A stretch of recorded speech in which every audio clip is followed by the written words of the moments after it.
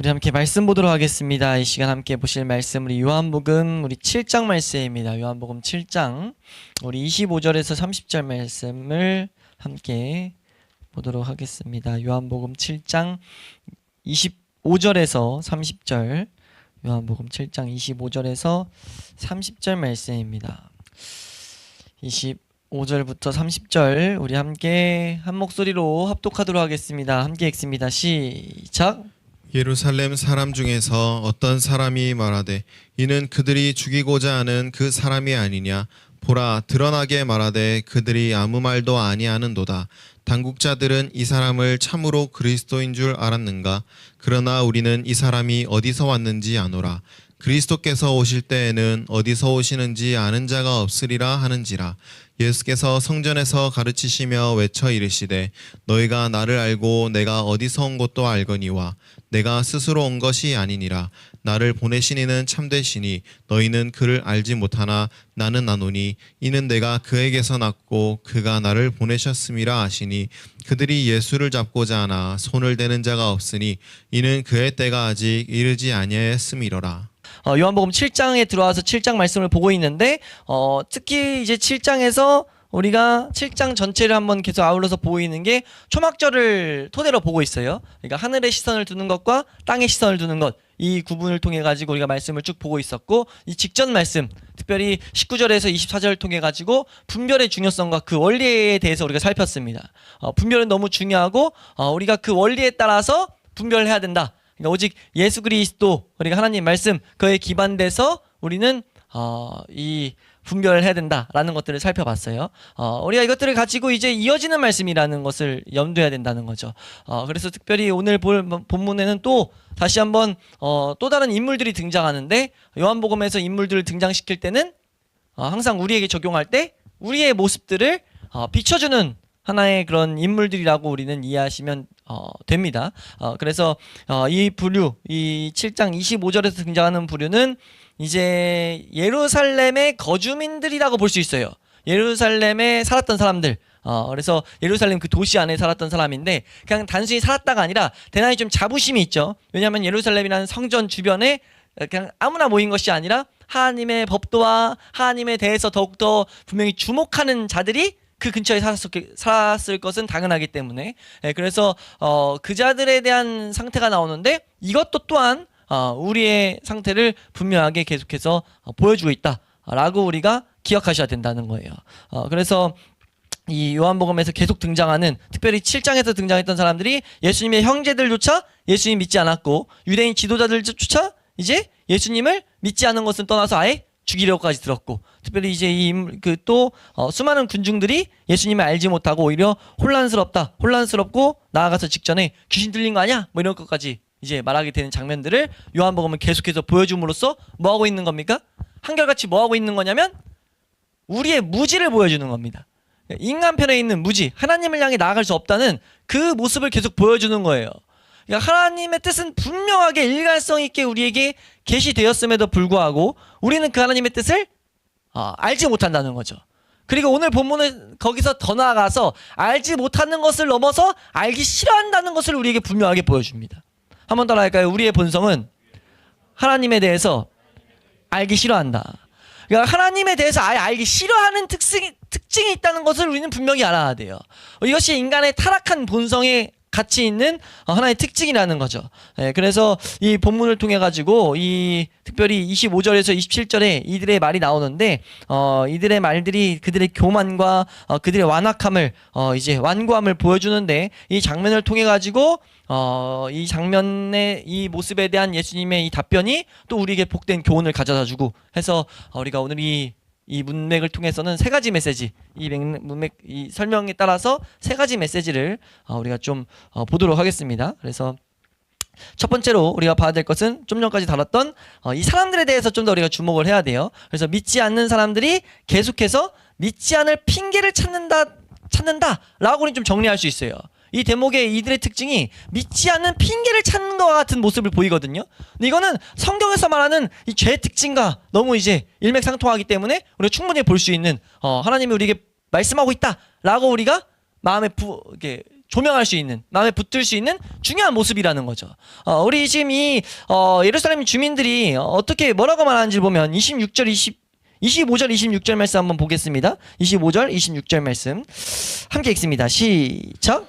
예루살렘 사람 중에서 어떤 사람이 말하되 이는 그들이 죽이고자 하는 그 사람이 아니냐 보라 드러나게 말하되 그들이 아무 말도 아니하는도다.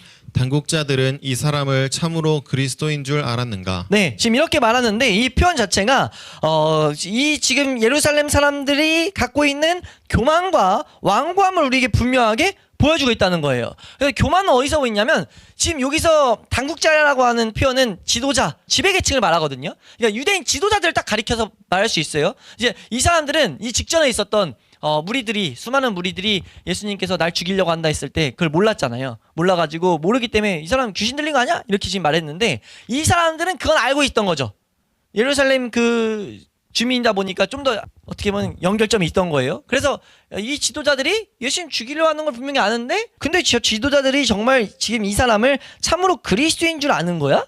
라고 하면서 지금 걔들보다 내가 더 잘하는 거 아니야? 이런 식의 지금 말하고 있는 거예요. 그 지도자들보다 내가 더 잘하는 거 아니야? 이 사람 그리스도 아니잖아. 왜 아니냐? 라고 하는데 그 아닌 이유를 이제 27절에 들어요. 근데 우리가 여기서 이 장면에서 봐야 될 건 그러니까 그들이 지도자들이 아는 것보다 자기가 더 아는 것들 이런 것들을 말하고자 하는 교만이 그 가운데 있고 여기서 심각한 것은 교만이 깔려있지만 여기서 심각한 것은 그들의 완고함이라는 거죠. 이 표현을 한결같이 우리 믿음의 선배들이 공통된 어떤 설명 중에 하나가 뭐냐면은 이거는 지금 당국자 뒤에 숨어있는 어떻게 보면 비열한 모습이다. 그러니까 그리스도인지 아닌지 이렇게 자기들도 궁금증을 품었으면은 알아가 보려고 했어야 될 거 아니에요. 그리스도가 되게 중요하잖아요. 유대인 이스라엘 백성에게. 그럼 지금 그거에 대해서 이제 이런 질문들이 나왔다면 참으로 이 유대인 지도자들은 그리스도인 줄 이렇게 알았던 거야? 라고 하면 자기들도 맞는지 아닌지를 찾아갔어야 된다는 거예요. 근데 그런 거 없이 그냥 그들이 말한 것 뒤에 숨어가지고 뒤에서 그냥 말과 한마디 더 하고 이런 식으로 이런 태도를 취하고 있었다는 거죠. 그러니까 지금 그들이 지도자들이 말하는 그리스도에 대해서 어느 정도 들었었고 이거에 대해서 개념이 있었음에도 불구하고 뭔가 그리스도를 알아가려고 하지 않는 이거 대단한 큰 죄악이다. 하나님을 향해 나아가지 않는 이런 죄악이다라는 것. 그래서 우리가 이 장면을 통해서 우리 시대 그리고 우리에게 적용할 때 수많은 사람들이 복음을 듣고 하나님의 역사하심을 보면서도 믿지 않는 건 그들의 죄악된 본성이 이렇게 뭐라 해야 돼요? 본성이 드러나고 있는 것이다. 우리는 이런 식으로 세상을 바라봐야 된다는 거죠. 우리 안에 있는 마음을 탐사해야 된다는 거예요. 그러면서 지금 무서운 게 무엇이냐면 지금 믿지 않아도 될 근거를 우리 마음은 계속해서 찾아간다라는 것들을 우리 좀 생각해야 되는데 여기서 심지어 뭐라고 볼 수 있냐면 믿지 않는 근거를 찾기 위해서 하나님 말씀조차 이용한다고 우리는 볼 수 있다는 거죠. 우리가 계속해서 앞에서도 봤듯이 이 무리들이 성경은 분명히 읽었지만 하나님을 올바로 보지 않았고 하나님의 뜻, 하나님의 계획에 있어서 무지했죠. 그러다 보니까 지금 이런 식의 해석까지 나아갑니다. 27절 말씀 보시면 시작. 그러나 우리는 이 사람이 어디서 왔는지 아노라. 그리스도께서 오실 때에는 어디서 오시는지 아는 자가 없으리라 하는지라. 네, 지금 이들이 말하는 논리가 뭐냐면은 선지자들이 구세주의 출현이 알려지지 않을 것이다 라는 식으로 말했다는 거예요. 근데 우리는 이 사람이 어디서 왔는지 안다. 이 사람 지금 저기 나사렛이라는 동네에서 태어났잖아 라는 것을 지금 알고 있었다는 거죠. 그러므로 이 사람은 그리스도 아니야 라고 정리해버리는 것들을 이 요한복음은 증거하고 있어요. 근데 이것이 조금만 우리가 성경을 봐도 조금만 이 유대인의 모습을 봐도 이거는 대단히 말도 안 되는 모습이죠. 왜 말도 안 되냐면 성경에 계속해서 이 구세주 메시아에 대해서 말할 때 이미 나실 것도 분명히 예언했어요. 특별히 이들이 이렇게 말한 아니 그 구세주가 올 때는 구세주가 어디서부터 나는지 모를 거야 라고 지금 이렇게 말하는 지금 그 근거 구절이 성경에 딱 뚜렷이 있지 않고 이걸 보통 다 이사야서 53장 8절로 봅니다. 이사야서 53장 8절 한번 띄워주시면은 함께 읽습니다. 시작. 그는 곤욕과 신문을 당하고 끌려갔으나 그 세대 중에 누가 생각하기를 그가 살아있는 자들의 땅에서 끊어짐은 마땅히 형벌받을 내 백성의 허물 때문이라 하셨으리요. 여기서 지금 그 세대 중에 누가 생각하기를 이 문장이 이게 설명을 하면은 해석하면은 그 세대 중에 누가 말하리요 라고 지금 해석이 돼요. 그래 그거를 이 유대인 그 전통 가운데 유대인 사실 전통에는 53장을 대부분 막 생략하고 뛰어넘거든요. 왜냐하면 이건 너무나 또렷한 예수 그리스도에 대한 이 예표가 되기 때문에. 근데 이런 성경이 있기 때문에 해석을 할 거 아니에요. 해석을 할 때 이 본문을 유대인들이 지금 이거는 메시아가 어떻게 올지를 모른다는 표현이다라고 가르쳤어요. 그러니까 전통적 어떤 전승이에요. 지금 이 고백, 요한복음 7장 27절에 나온 이 고백이 그 전통적 전승에 따른 이런 성경의 잘못된 해석이죠. 명백한 잘못된 해석입니다. 왜냐하면 이거는 우리가 분명히 신약을 통해서 분명히 보게 되는 건 고난받을 메시아에 대해서 분명하게 우리에게 보여주는 거거든요. 그런데 그거를 이제 그들 가운데 붙잡고 있는 개념을 이제 붙들고 어디에 쓰고 있어요? 하나님이 보내신 메시아를 배척하는 데 쓰고 있어요. 이게 우리는 이 장면을 보면서 얼마나 심각한 모습인지, 얼마나 이것이 치명적인 비극적인 모습인지를 우린 좀 생각해 볼 필요가 있다는 거죠. 이게 우리에게 적용하면 뭐냐면, 말씀을 결국은 이 편에 있어서 믿음의 선배 중에 탁월하게 하나 이제 이거 맞다, 우리에게도 너무 적용된다라고 했던 하나의 가르침이 뭐냐면, 성경을 난도질한다라는 표현을 쓰거든요. 성경을 난도질한다. 성경을 부분적으로만 본다는 거죠. 성경을 우리가 특별히 주제 설교를 대단히 주의해야 될 그 모양이 여기 있죠. 한 부분만 딱 가지고 그 부분을 막 연구해서 설명했을 때는 설명이 될 수 있어요. 되게 하나님의 뜻과도 맞아 보일 수 있다는 거죠. 근데 그렇다고 해서 그것이 우리에게 분명하게 하나님 앞으로 인도하는 것이 되느냐라고 했을 때는 절대 그렇지 않을 수도 있다는 거예요. 오히려 올바른 것들을 알아가는데, 참되신 하나님 앞에 나아가는데 방해될 수 있다는 거죠. 무엇이요? 성경조차요. 그러니까 성경조차 난도질해서 뜯어감으로써 자신이 하나님을 믿지 않을 이유로서 근거로서 사용해버리는 모습이 나타난다는 거예요. 이게 사실 기독교 안에 너무 많거든요. 내가 어떻게 신앙생활하면서 이렇게 했기 때문에 지금 올바른 길들을 우리가 같이 보게 될 때 이 올바른 길에 대해서 뭐라고 해요? 듣지 않고 그것들을 무시해버리기 위한 그런 도구로서 말씀이 사용될 수 있다는 것을 우리 분명히 알아야 된다는 거죠.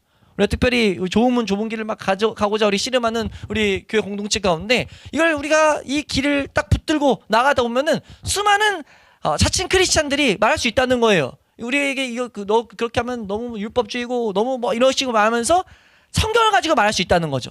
근데 우리는 분명히 알아야 돼요. 그 성경을 정확하게 하나님 뜻 안에서 해석하고 있는지를 우리는 봐야 된다는 거죠. 이 지금 유대인 중에 예루살렘에 살던 이 사람들은 이 오류에 지금 빠져 있었다는 거예요. 우리 미가서 5장 아까 말했던 2절 말씀 한번 보시면요. 미가서 5장 2절에 이런 말이 나와요. 여기는 신성에 대한 것도 나오지만요. 이 9절 안에는 아예 예수님의 성육신에 대한 예언까지 같이 들어가 있습니다. 우리 함께 보도록 하겠습니다. 미가서 5장 2절 함께 읽습니다. 시작. 베들레헴 에브라다야, 너는 유다 족속 중에 작을지라도 이스라엘을 다스릴 자가 내게서 내게로 나올 것이라. 그의 근본은 상고의 영원에 있느니라. 예수님의 인성과 신성을 동시에 보여주고 특별히 나는 곧까지 말하고 있어요.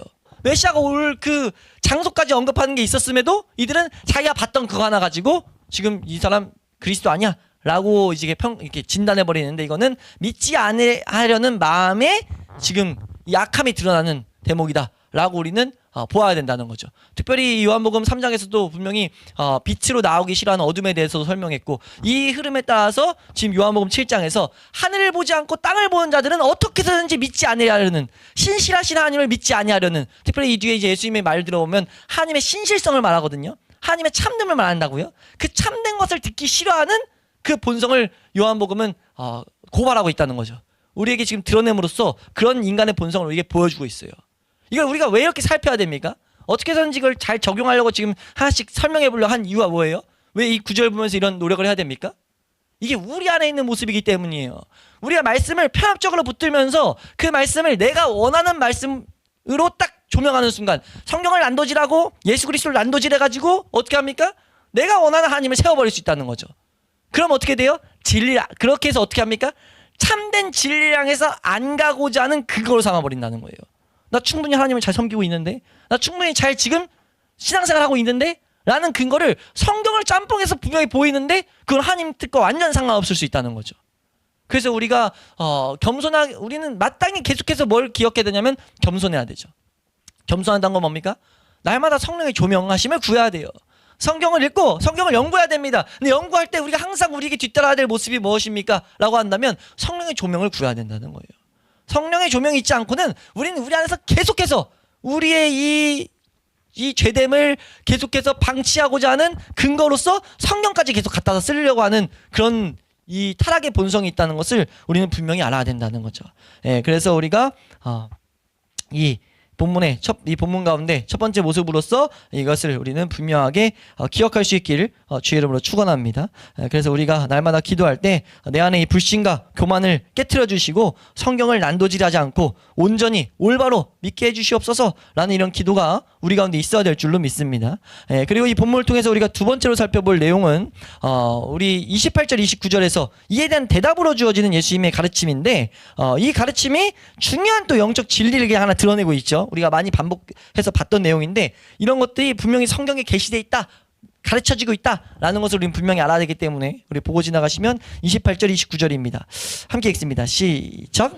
예수께서 성전에서 가르치시며 외쳐 이르시되 너희가 나를 알고 내가 어디서 온 것도 알거니와 내가 스스로 온 것이 아니니라. 나를 보내신 이는 참되시니 너희는 그를 알지 못하나. 네, 여기까지만 먼저 보겠습니다. 지금 예수님이 대답하시는 거예요. 성전에서 가르치시며 외쳐 이르십니다. 근데 지금 이거는 또 예수님의 신성이 드러나는 거죠. 이들의 지금 다 마음까지 다 보신 거예요. 이들의 마음에 이런 말들의 동기를 보신 겁니다. 이 동기가 우리가 지금 방까지 살펴봤던 이런 악한 동기였기 때문에 그들의 무지에서 나타난 동기였기 때문에 하나님을 모르고 메시아를 모르는 무지에서 나타난 동기였기 때문에 예수님께서 그들의 무지를 까발리시고 있죠. 그들의 무지를 직시하도록 가르치고 있어요. 지금 28절의 이 말씀은 이제 반어법이라고 우리가 보통 볼 수 있는데 뭐라고 하는 거냐면 너희가 지금 나를 알고 내가 어디서 온 건지도 안다고 말하는데 너희 지금 모르는 거 하나도 모르고 있다라는 걸 말하고 있어요. 그 표현을 어떻게 하냐면 내가 스스로 온 것 아니야 나. 그 보내신 이는 참되다라는 표현을 해요. 이 참되다는 사실 그 진리라는 단어에서 연결된 단어인데 신실함, 참 이런 뜻이 담겨 있어요. 그래서 하나님의 참되심, 하나님의 신실하심 이것을 여기서 나타내고 있는데 그것을 너희는 알지 못한다. 너희는 그 하나님 지금 알지 못해. 7장에서 계속 말하고 있던 내용이죠. 하늘을 보고 있지 않고 하나님의 뜻을 모르고 하나님의 계획을 몰라요. 그 유대인들이 하나님을 섬긴다고 하면서 하나님이 아니라 전통을 섬기고 있죠. 자신들의 방법을 섬기고 있었어요. 종교 생활하고 있었죠. 이해되시나요? 네. 그래서 지금 그 장면들을 예수님께서 들춰내시는 거예요. 너희들 하나님 지금 모르고 있다. 그러니까 하나님을 몰라요. 근데 하나님이 자기 보냈어요. 보냈으니까 예수님을 보낸 예수님도 제대로 모르는 거죠. 근데 너희 알고 있다고 말한다고? 지금 이런 거예요. 지금 너 그분 몰라 라는 걸 말한다는 거죠. 그래서 29절 말씀에 함께 읽습니다. 시작. 나는 아노니 이는 내가 그에게서 났고 그가 나를 보내셨음이니라 하시니. 네, 이 장면만 보면은 그러니까 그들의 무지를 드러내신다라는 것을 우리는 볼 수 있어요. 그래서 이 부분을 그냥 앞장면과 우리가 연결해서 봤을 때 우리의 영적 교훈으로는 우리의 무지를 하나님은 계속해서 드러내시기 때문에 우리의 무지 드러나기를 우리는 더욱더 적극적으로 원하는 것이 올바른 성도의 모습인 줄로 믿습니다. 예. 근데 여기서 중요한 진리가 하나 드러나죠. 예수님께서 뭐라고 말하냐면 나는 안다. 나는 누구를 압니까?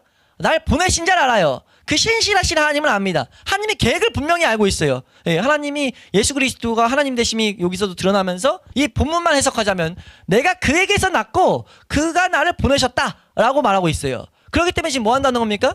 지금 이 표현 자체는 내가 그와 함께 있었고 그가 날 보내셨기 때문에 나만큼 그를 제대로 아는 사람은 없어. 그러니까 하나님, 너희가 알아야 될 하나님, 나만큼 아는 사람이 없다. 이건 우리 신약 성도들에게 중요한 영적 진리죠. 우리가 하나님을 알고 싶어요?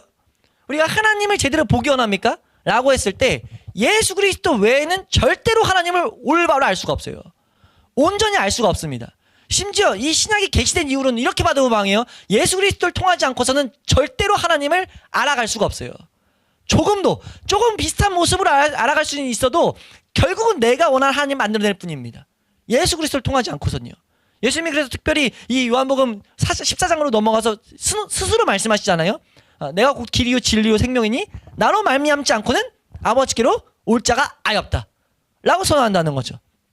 그래서 우리가 분명히 알아야 될 것은 우리는 오직 예수 그리스도를 통해서만 우리가 알고자 하는 하나님을 알 수 있다는 거예요. 구원에 이르는 믿음을 어떻게 갖게 하는가? 핵심 중에 핵심은 그래서 무엇이냐면 죄의 각성이에요. 인간의 모습을 제대로 알지 못하면은 인간의 비참을 알지 못하면 우린 그리스도 앞에 나갈 수가 없다는 거죠. 그리고 이걸 알게 하는 게 하나님의 은혜의 방편이라는 거예요. 율법이 그것을 계속해서 우리에게 그것을 가르치고 로마서에서 말하는 죄가 더한 곳에 은혜가 더한다라고 한 그런 분명한 가르침들을 통해서 우리가 알게 되는 것이 하나님을 찾는 자가 아무도 없는 그 가운데 우리가 찾게 되는 것이 하나님께서 죄를 들추시는 자들에게 주시는 은혜라는 거죠. 그 맥은 구약과도 분명히 일맥상통하고요.